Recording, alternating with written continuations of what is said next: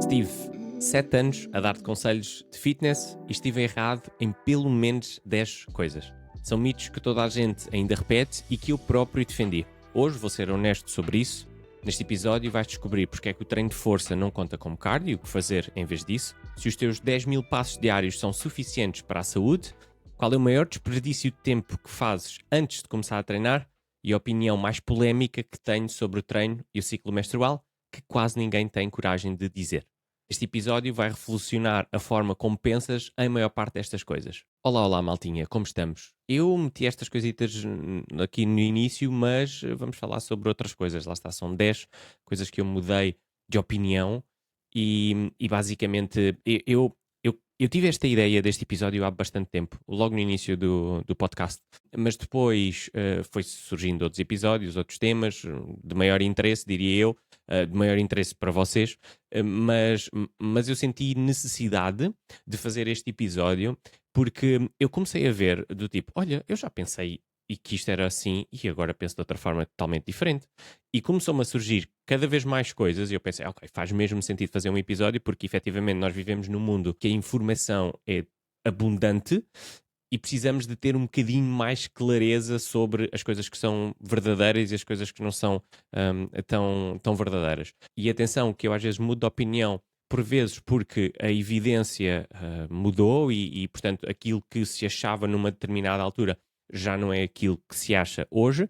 E há outras vezes que eu simplesmente estava errado e não estava a entender totalmente aquilo que a evidência estava a transmitir. E vocês sabem, e se me vão ouvindo no podcast e acompanhando no Instagram, vocês sabem que eu sou muito picuinhas com esta questão do que é que a evidência nos diz e tentar não extrapolar coisas que ela não nos está a dizer. E, portanto, eu dividi cada ponto em o que é que eu achava, o que é que mudou e o que é que isto significa em termos práticos para ti. E, portanto, está aqui tudo, desde treino à alimentação. Sendo que diria que a maior parte das coisas que eu mudei foi mesmo em relação ao treino, especificamente, mas obviamente também tem aqui algumas coisas de alimentação. Antes de avançarmos para o episódio, deixem-me dizer que eu tomei a decisão de fazer aqui, gravar 2 episódios simultaneamente. Tinha 2 temas, tinha este e outro sobre o porquê do peso basicamente subir mesmo quando as pessoas estão em déficit calórico. Realmente este é o episódio 18 que eu estou a gravar. Vou adiar esse possivelmente para o episódio número 21.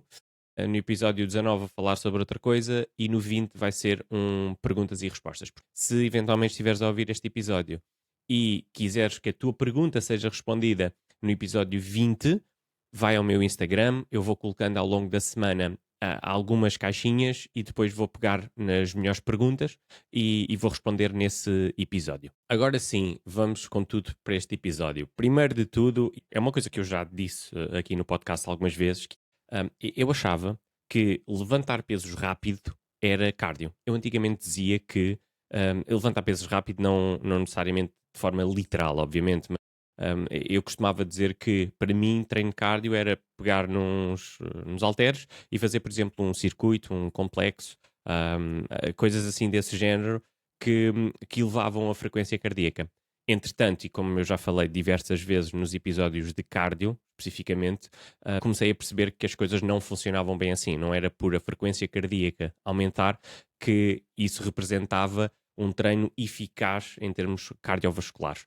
E, portanto, se eu antigamente achava que o HIIT e lá está, os circuitos, Metcons, essas coisas todas, eram um trabalho fantástico de cardio, hoje já não consigo, já não acredito nisso porque percebi melhor como é que este trabalho cardiovascular real funciona. Novamente, se vocês quiserem saber mais sobre isto, há pelo menos 4 episódios sobre cardio em que eu vou a fundo sobre estas questões, mas pronto, mas tinha que dizer este aqui porque foi das coisas que eu mais mudei a minha opinião. Mas no fundo nós sabemos que neste tipo de treinos existe uma grande oclusão muscular e que essa dificuldade do sangue circular pelo nosso organismo faz com que a frequência cardíaca aumente desproporcionalmente em relação àquilo que é a nossa necessidade real. E, portanto, o que é que isto significa em termos concretos para ti? É que se tu só fazes treino de força e contas como treino de força como a tua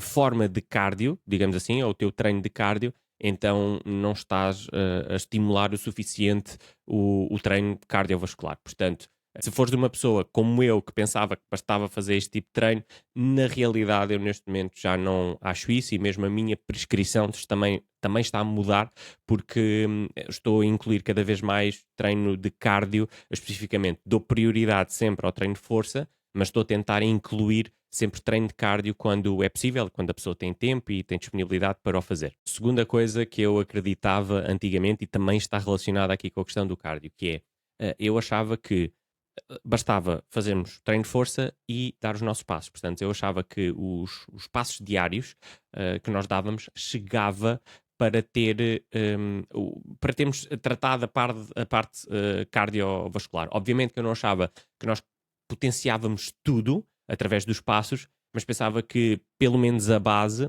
nós conseguíamos através disso. E a realidade é que eu já não acho bem isso. Eu considero os passos como uma parte de movimento diário, aquilo que eu chamo de NEAT, portanto, o Non-Exercise Activity Thermogenesis, basicamente é o exercício, aliás, não é o exercício, é todo o movimento, toda a atividade que nós fazemos que não é considerado treino. E, portanto, eu considero os passos diários para esta cápsula aqui do movimento, e não entra bem dentro da outra cápsula que é o treino cardiovascular e o exercício cardiovascular.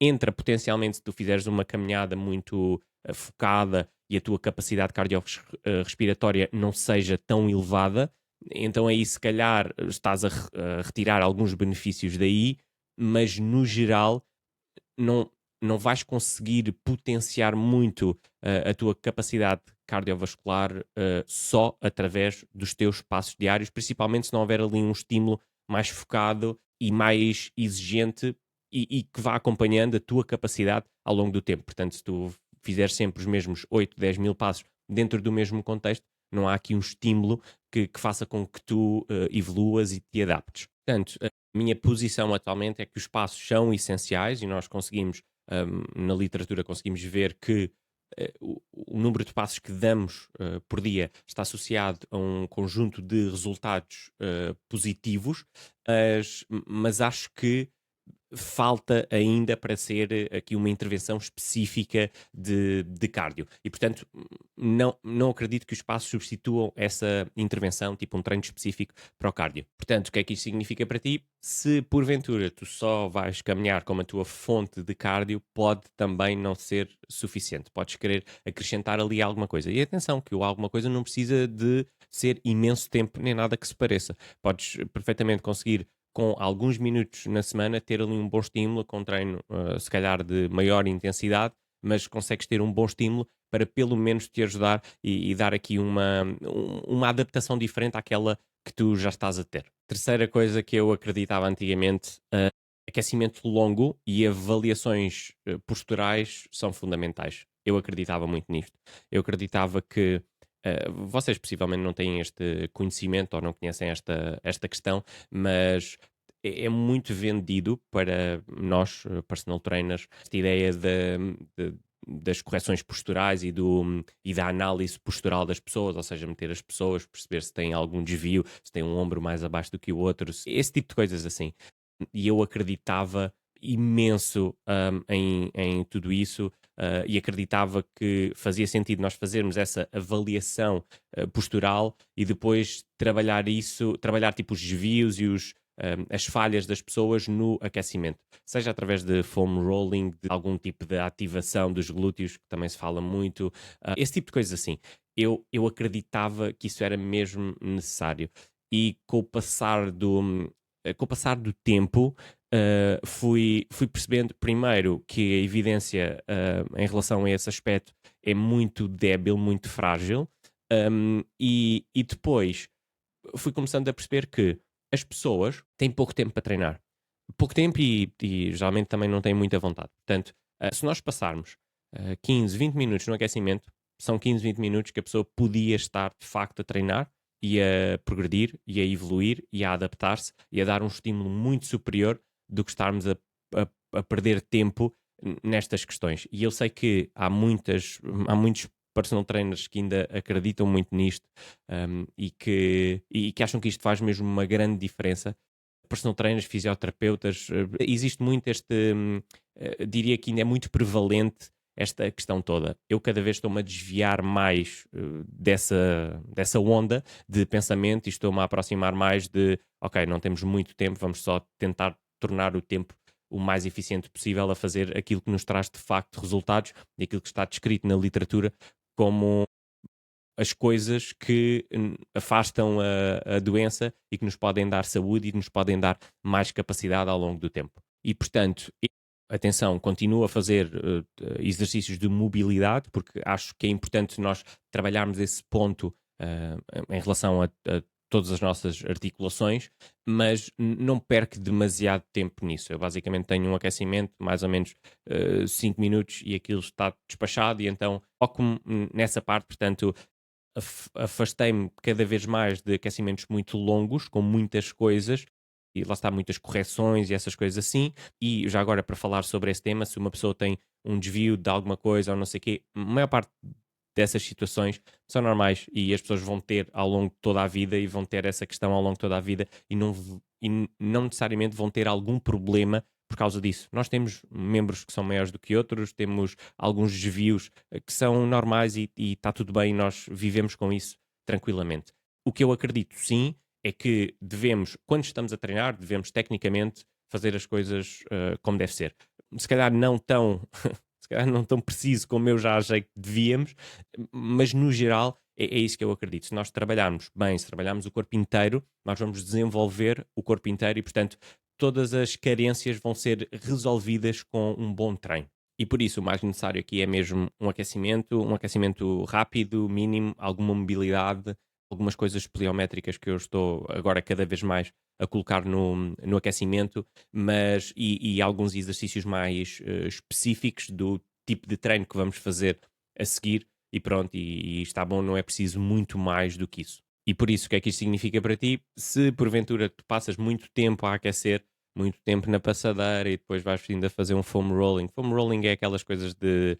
São aqueles tubos, vá, que a malta fica lá em cima a esfregar-se. Não, quer dizer, não há bem outra forma de dizer isto, mas sim, é supostamente para tocar ali em alguns pontos de pressão e resolver algumas contraturas, esse tipo de coisas assim. Não quer dizer que haja alguma coisa de errada com esse processo, mas a evidência diz-nos que isso não faz grande coisa na realidade, dá um alívio instantâneo e momentâneo, mas depois o que estava lá antes continua a estar lá depois. Por isso, não é uma coisa que valha muito a pena fazer e perder tempo, principalmente se formos comparar isto com o estar a treinar propriamente. Quarta questão que eu mudei a minha perspectiva: treinar dias consecutivos não vale nada. Não é que eu achasse que não valia a pena, mas eu lembro-me de ter estas conversas com algumas pessoas que me perguntavam do tipo, e se eu treinar neste dia, se eu treinar tipo terça e depois tiver que treinar na quarta? E eu, ok, mas isso não é nada ideal, porque quarta-feira depois ainda estás a recuperar do treino de terça e beca, beca, beca, e na realidade vai ao encontro um bocadinho do que acabei de dizer em relação ao outro ponto. Tipo, as pessoas treinam pouco, no geral, treinam menos do que o que deveriam. E, portanto, nós temos que incentivar mais a que o treino aconteça, mesmo que não sejam em situações ideais, e mesmo que, porventura, não estejam totalmente recuperadas, e essas coisas todas. Portanto, neste momento é essa a minha posição. Eu achava que era preciso haver um tempo para haver adaptação, que é real, atenção, isto não é mentira. Só acho que não devemos é desencorajar as pessoas de treinar se elas só puderem treinar em dias consecutivos. E também há forma de tentarmos controlar isso e mudar as coisas, ou mudar o treino de forma a que o estímulo que é dado num dia ou não esbarre vá com o estímulo que é dado no dia a seguir. Mesmo assim, mesmo se esbarrar, tu tenhas um plano de treino e que normalmente fazem dias não consecutivos, mas por acaso, alguma vez, algumas semanas, tiveres que fazer em dias consecutivos, está tudo bem, não veio mal ao mundo por isso. Pronto, eu já achei que vinha mais mal do que o que na realidade acho agora, e portanto, para mim é do tipo, se consegues treinar 2 dias seguidos, bora, siga, o que importa é que treinas pelo menos essas 2 vezes. Quinta coisa, diria que foi das coisas que eu mais mudei a minha opinião ao longo do tempo. Eu antigamente, quando comecei nesta questão toda do treino de força, e para vocês terem noção, eu fui para a faculdade porque queria ser treinador de futebol, não estava propriamente a pensar mudar e começar a vir para esta área aqui da mudança corporal e da saúde e essas coisas todas. E, portanto, eu comecei na altura, depois na faculdade, a descobrir um bocadinho esse mundo, a estudar bastante e fui parar àquela malta da falha. E então eu achava que, que uma série, bastava uma série até à falha para ser suficiente de estímulo, em termos de estímulo de treino, e achava que as pessoas tinham sempre que ir à falha para obter o resultado e para obter o máximo de resultado. E são duas coisas, tanto uma com o achar que temos que ir sempre à falha e aqui o fazer apenas uma série até à falha, são duas coisas que eu mudei a minha perspectiva ao longo do tempo e não posso dizer que era a evidência que não estava clara, porque diria que nos últimos anos, nos últimos 5 anos, 6, sim, para aí desde 2018, 2019, começou a ficar cada vez mais claro esta questão com algumas meta-análises que surgiram, mas eu creio que a evidência existia que isto não era bem assim, mas eu não estava a ver. Portanto, o que eu achava era isto, que era necessário intensidade máxima, ir à falha, sempre, e que bastava uma série. O que é que mudou entretanto? Comecei a perceber duas coisas. Primeiro, que o volume importa, não basta uma série.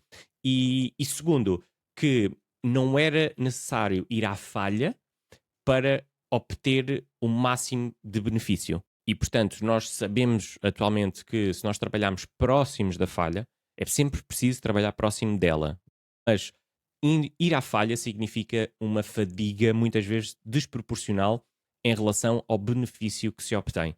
E, portanto, mais vale estar próximo da falha, mas não ir exatamente à falha. Não quer dizer que nunca vamos, podemos ir de vez em quando, mas se estivermos próximos e não formos à falha, significa que não vamos estar a criar uma fadiga desnecessária e vamos obter maior parte do benefício. E eu lembro-me de ir treinar para um dos primeiros ginásios que eu andei, pelo menos o ginásio que eu andava durante a altura da faculdade, e eu ia lá e fazia tipo, bué, focado, uma série até à falha. Tipo, imaginem, uma série até à falha na remada e nos agachamentos, e era também horrível, e na prensa e essas coisas assim.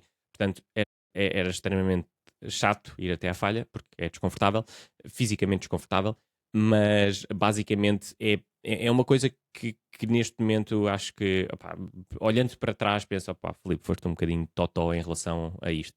Em relação ao volume de treino, eu já falei várias vezes também em episódios passados.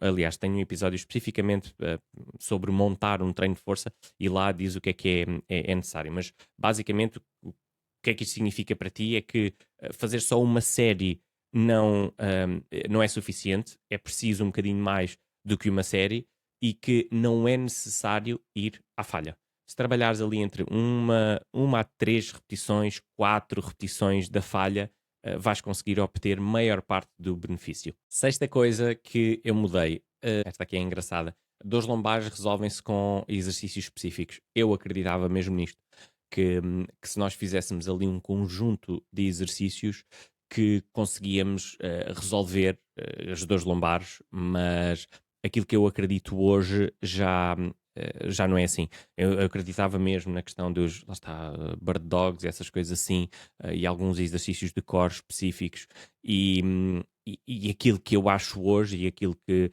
me parece que a evidência, obviamente nós estamos sempre a tentar perceber o que é que causa este tipo de coisas, mas são, são fatores multifatoriais. Aliás, fatores multifatoriais não se pode dizer assim, pois não. Mas pronto, eu acho que vocês entendem. É uma questão multifatorial. Pronto, acho que assim faz mais sentido.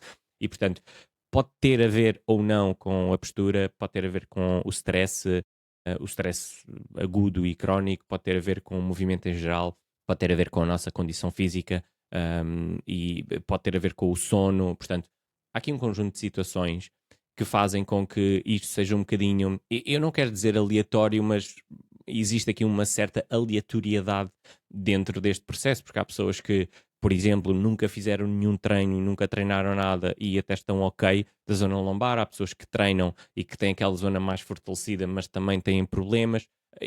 Portanto, existe aqui uma variabilidade que nós não podemos simplesmente dizer, ok, dói-te a lombar por causa disto em específico. É muito difícil fazer isso. Aliás, é muito difícil nós, nós isolarmos estas variáveis de, não, o que causa a dor lombar é exatamente esta coisa. Porque nós não conseguimos, mesmo às vezes em pessoas que têm hérnias, por exemplo, há pessoas que têm dores e que sofrem muito mais com episódios agudos, há pessoas que não e que vivem a vida mais tranquilamente.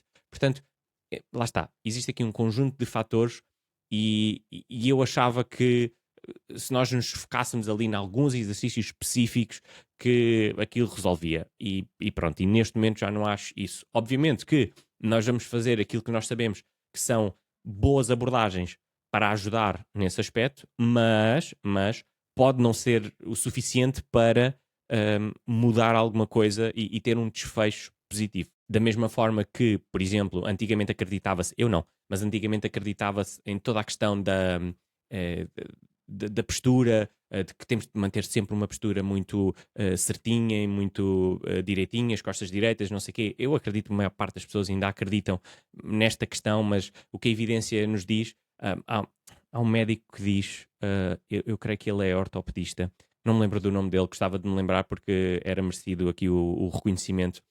E ouvi num podcast, ele é português, atenção, e ouvi num podcast ele a dizer que a melhor postura era a próxima. Aquilo que nós devemos fazer é ter movimento, principalmente na zona da coluna, ou seja, não estarmos sempre fixos numa posição. E antigamente achava-se muito isso, que devíamos parar, que não devia haver movimento, e nós atualmente sabemos que é o contrário, que devemos movimentar e devemos tentar tornar funcional o mais rápido e o mais cedo possível. E portanto, ainda que eu tenha mudado aqui a minha opinião acerca deste tema, de achar que não existem exercícios específicos para resolver isto tudo, acho sim que deve haver movimento e que devemos tentar construir um corpo resiliente e capaz de suportar diversos estímulos externos. Acho que esse corpo potencialmente está mais preparado para conseguir suportar alguma situação que aconteça, seja dores lombares ou dores noutro sítio qualquer, ou algum acidente, ou alguma doença, alguma coisa assim. Esta é a minha perspectiva atual. Número 7. Achava que o core não precisava de um estímulo direto e depois mudei a minha opinião e achava que, que o estímulo que precisava era só padrões de anti-movimento e entretanto já mudei a minha opinião também em relação a este tema. Ou seja, eu achava que antigamente não era preciso, por exemplo, trabalhar os abdominais diretamente, não era preciso fazer exercícios de abdominais. Nos exercícios compostos, multiarticulares, nós estávamos a trabalhar o core. Por exemplo, quando estávamos a fazer um agachamento, estávamos a trabalhar o core, quando estávamos a fazer um peso morto, a trabalhar o core, quando estávamos a fazer uma puxada, a trabalhar o core mais na zona dos abdominais e, portanto, não era necessário haver aqui um trabalho específico de core e de abdominais especificamente. E eu, entretanto, mudei essa opinião e passei a achar que era necessário, sim, mas só padrões anti-movimento, ou seja, anti-extensão, anti-flexão e anti-flexão lateral e anti-rotação, que são basicamente, por exemplo, a prancha é um movimento de anti-extensão. É um movimento que, aliás, um exercício, não é um movimento. São exercícios que está a haver um estímulo para haver um movimento, mas o corpo tem que contrariar esse estímulo e tem que evitar que esse movimento aconteça. Eu achava que se treinava o core, que a melhor forma de trabalhar o core era dessa forma. Ou seja, neste caso, a prancha é um bom exemplo de um movimento anti-extensão. Basicamente, nós, quando nos começamos a meter em prancha, a tendência é para o nosso corpo ir para o chão, tipo, para a nossa barriga cair no chão. E nós temos que fazer força para evitar que isso aconteça. Portanto, é um movimento de anti-extensão. Por exemplo, um peso morto é um movimento de anti-flexão, neste caso da coluna, porque a tendência é que quando estamos a fazer um peso morto ou um agachamento, por exemplo, a tendência é que a coluna caia para a frente e, portanto, temos que fazer força para que isso não aconteça. Um movimento de anti-rotação, um pall-off press, não sei se vocês conhecem, mas é basicamente ter um cabo ou um elástico a puxar para o lado e nós conseguimos agarrar e manter o core estável. Um movimento de anti-flexão lateral é tão simplesmente como, por exemplo, pegar num saco das compras, é que vocês têm de um lado o saco e têm que fazer força no core para se manterem direitas, e senão o saco começa a dobrar-vos para um dos lados. E portanto, a minha ideia antigamente é que se trabalhava, o core era trabalhado especificamente aqui com estes movimentos, aliás, com estes padrões anti-movimento. E agora, neste momento, o que eu acredito é que não faça sentido ter estes padrões, porque ainda continuo a prescrever bastante pranchas e pile-off press e pranchas laterais e farmer's walk e waiter's walk, esse tipo de coisas assim. Mas, neste momento, acredito que existe vantagens em trabalhar dinamicamente a coluna, seja através da flexão, seja através da extensão. E a minha lógica, e é a lógica que eu devia ter aplicado desde sempre, e que não apliquei, mas a ideia básica é: todos os músculos se trabalham, e se trabalham melhor, sendo trabalhados dinamicamente. Ou seja, quando existe movimento. Quando eu estou a fazer o bíceps, eu não estou só a tentar aguentar-me naquela posição, ou o agachamento é a mesma coisa. Por exemplo, o wall sit, vocês possivelmente conhecem aquele exercício de sentarem contra a parede e ficarem ali paradas.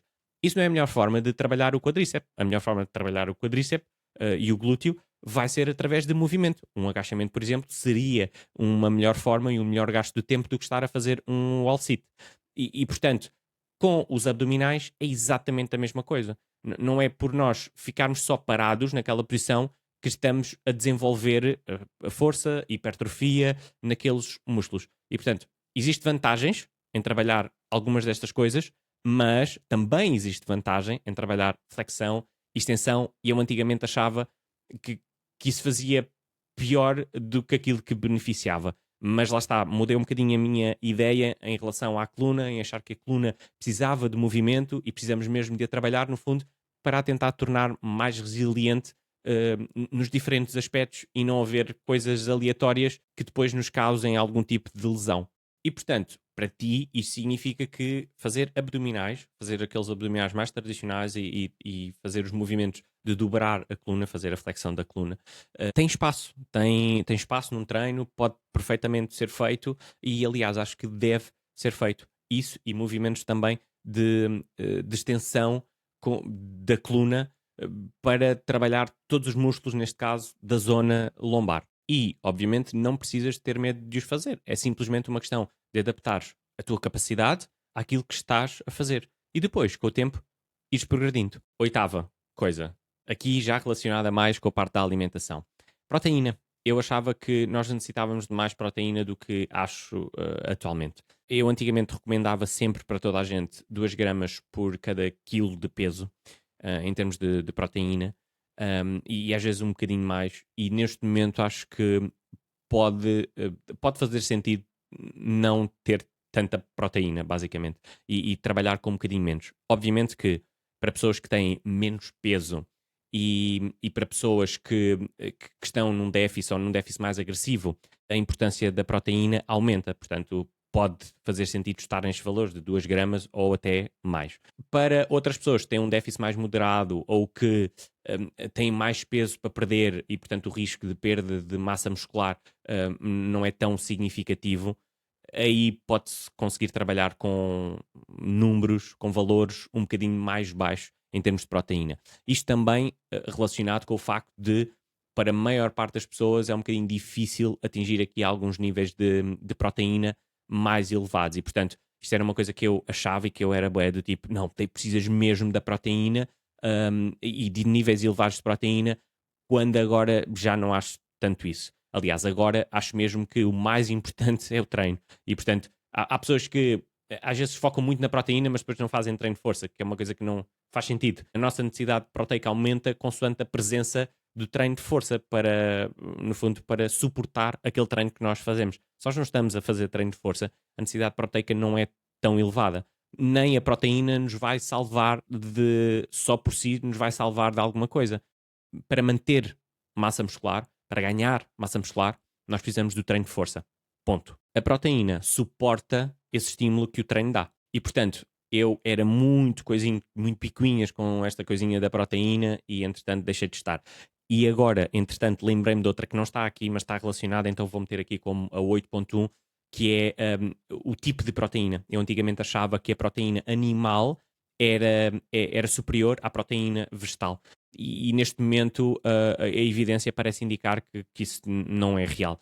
Portanto, fontes de proteína vegetal podem ser tão boas como fontes de proteína animal, desde que haja obviamente desde que haja esse foco, não é? Porque há pessoas que têm uma dieta mais vegetariana e que acabam por não ter o foco na proteína e acabam por ingerir muito pouco, portanto tem que ter esse foco e desde que consigam depois conjugar bem diferentes alimentos para ter aqui um perfil de aminoácidos mais completo, mas no geral nós conseguimos construir tanta massa muscular com fontes de proteína vegetal como com fontes de proteína animal, e eu antigamente não achava isso, mas agora já acho.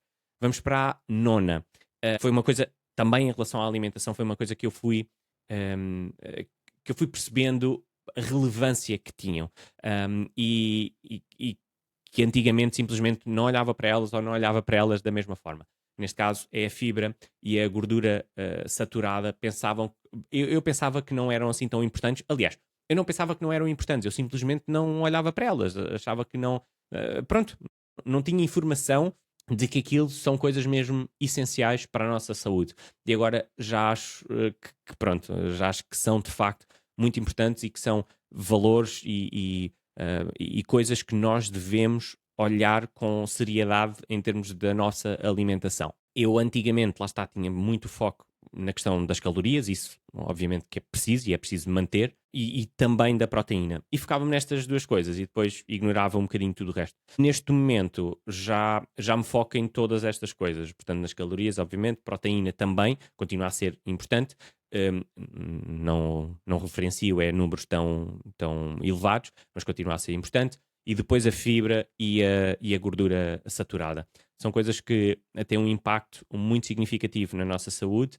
O aumento do consumo de fibra, aliás, ingerir fibra suficiente, está associado a um conjunto de coisas positivas para a nossa saúde, nomeadamente redução de alguns tipos de cancro, melhoras no nosso perfil cardiovascular, portanto, em todas as doenças que estão relacionadas com o nosso perfil metabólico, tudo o que está relacionado com estes temas, a fibra ajuda bastante e a gordura saturada está muito relacionada com o colesterol, o LDL, aquilo que a malta chama de colesterol mau, e portanto a ideia é tentar evitar o consumo excessivo de gordura saturada. Eu antigamente, lá está, não ligava nada a estas coisas e agora ligo mais, até porque eu continuo a achar sempre curioso esta questão de quando nós olhamos para a literatura, nós sabemos o que é que mata mais. As doenças do coração é o que mata mais. De tudo o que existe, as doenças do coração é o que mata mais em todo o mundo. E está relacionado com estas questões. Ou melhor, existe obviamente uma propensão genética para algumas coisas. E fatores do nosso estilo de vida que, obviamente, que dificultam e que aumentam a probabilidade de termos algum problema e outros que diminuem. Mas esta questão aqui da alimentação está bastante clara neste momento na literatura e há pessoas que continuam a puxar uma narrativa que não é real. Em relação aqui à questão da gordura saturada, de que não tem importância e por isso precisamos de comer bifes cheios de gordura e picanhas e coisas assim, e isso não está representado claramente na literatura e nós sabemos que consumo de fibra e diminuição da ingestão de gordura saturada ajuda a melhorar o nosso perfil, o nosso colesterol e, portanto, ajuda a potencialmente evitar algumas, ou pelo menos diminuir a probabilidade de termos algumas dessas doenças que são, novamente, as que mais matam no mundo. E por isso, esta foi uma coisa, diria que foi uma das coisas mais importantes que eu mudei ao longo aqui destes anos em relação à alimentação. E já agora, o que é que isto significa para ti? Só para saberem, por cada 1000 calorias que ingerimos, é aconselhado ingerir cerca de 14 gramas de fibra, tá bem? Só para terem mais ou menos uma noção. Em termos de gordura saturada, os valores são cerca de 10%. Para quem é saudável, os valores são cerca de 10% do nosso valor calórico total. Sendo que, se tivermos algum problema, se sabemos que existe algum historial na nossa família, podemos querer reduzir este valor de gordura saturada. Portanto, se o teu foco é só ingerir proteína suficiente, podes querer eventualmente adicionar aqui este outro foco que é a fibra e a gordura saturada que ingeres para conseguirmos olhar para a saúde mais a longo prazo. 10º e último ponto de todos. Este está relacionado novamente com o treino, mas quis deixar para o final porque pode ser um bocadinho controverso, mas pronto, lá está. Eu também já estive aí e portanto estou tranquilo. É o cycle syncing, basicamente treinar de acordo com a fase do ciclo. Eu achava que era necessário nós adaptarmos o treino à fase do ciclo menstrual das mulheres. E neste momento a evidência para esse tipo de protocolos é muito fraca.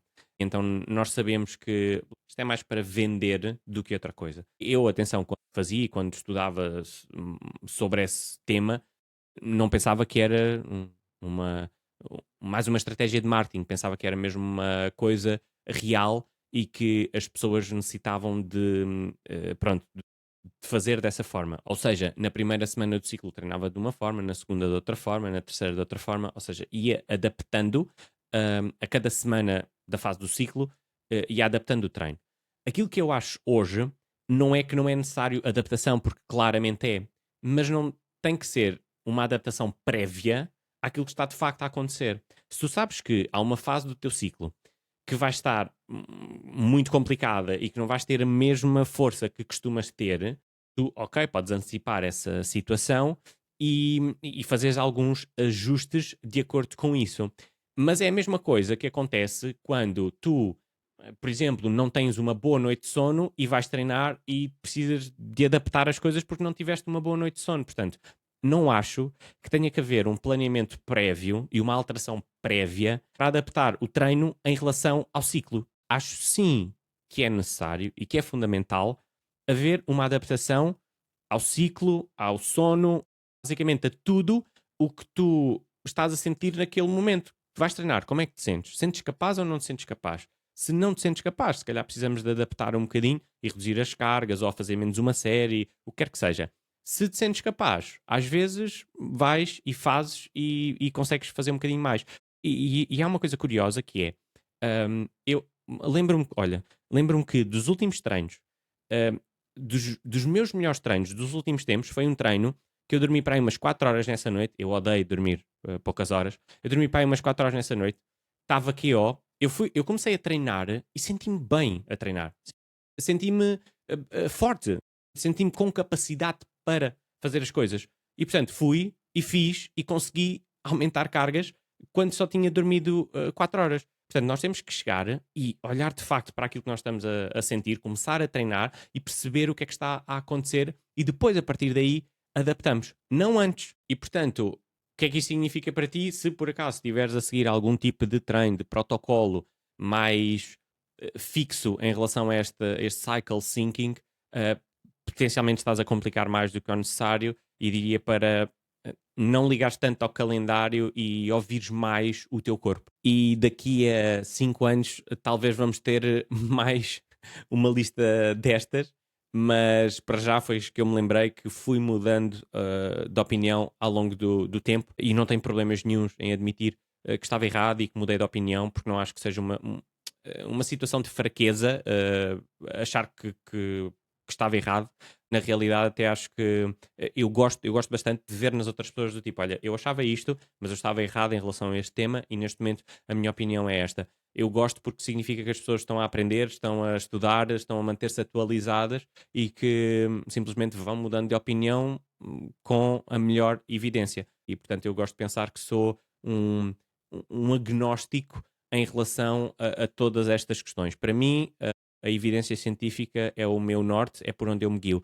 Se eu hoje achar uma coisa e se de repente a evidência mudar e nós começarmos a fazer novas descobertas e percebermos que aquilo que eu achava não está já de acordo com a nova evidência científica, eu vou mudar e vou seguir o que a evidência me está a dizer. Portanto, é muito esta a minha perspectiva em relação a estas questões todas. E por isso, a minha pergunta agora para ti é: qual destas crenças ainda tens? Qual destas é que tu, ou quais, porque possivelmente até são mais do que umas, quais é que tu ainda mantens que agora, durante este episódio, percebeste que se calhar já não funciona bem assim, já não é bem assim, ou que potencialmente vais mudar um bocadinho a tua forma de ver em relação a algumas coisas. Maltinha, foi um enorme prazer estar neste episódio convosco. Vou já a seguir gravar o outro, mas vocês só vão ouvir uma semana depois. Mas pronto, isto aí não precisam de saber. Beijinho muito grande e até à próxima.